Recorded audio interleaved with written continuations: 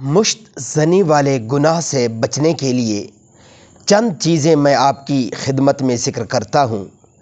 امید ہے کہ یہ چیزیں اپنانے سے اس گناہ سے ہم بچ سکیں گے اور یہ چیزیں مفید ثابت ہوں گی۔ ایک تو یہ ہے کہ آپ بالکل تنہائی میں نہ بیٹھیں اور نہ ہی سوئیں۔ جب بھی کوئی کام کرنا ہو گیدرنگ میں کریں یا ایسی جگہ کریں جہاں لوگ آپ کو دیکھتے ہوں یا لوگوں کے دیکھنے کا غالب گمان ہو۔ مثلاً گھر میں کام کرنے کی ایسی جگہ ہو جیسے برآمدہ وغیرہ، جہاں اہل خانہ آپ کے سامنے ہوں یا آپ اہل خانہ کے۔ نمبر 2، عورتوں کی تصویر والی چیز بالکل اپنے پاس نہ رکھیں اور نہ ہی اسے دیکھیں۔ یہاں تک کہ صابن کے کاغذ کے اوپر جو عورت کی تصویر وغیرہ بنی ہوتی ہے، اسے بھی غسل خانہ میں مت لے کر جائیں۔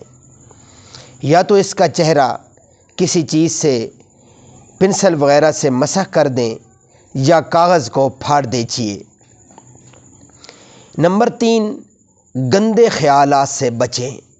گندے خیالات ہرگز عمدن مت لیں اور نہ سوچیں، اور اسی طرح فحش تصاویر اور فحش ویڈیوز بالکل نہ دیکھیں۔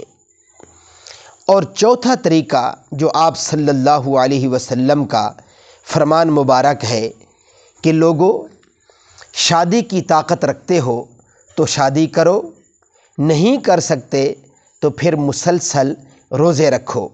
یہ آپ کے لیے ڈھال بن جائیں گے۔ یعنی مسلسل 2-3 ماہ روزے رکھنے سے اس کا فائدہ یہ ہوگا کہ شہوت کی کمر ٹوٹ جائے گی اور انشاءاللہ ہم مشت زنی والے گناہ سے بچ جائیں گے۔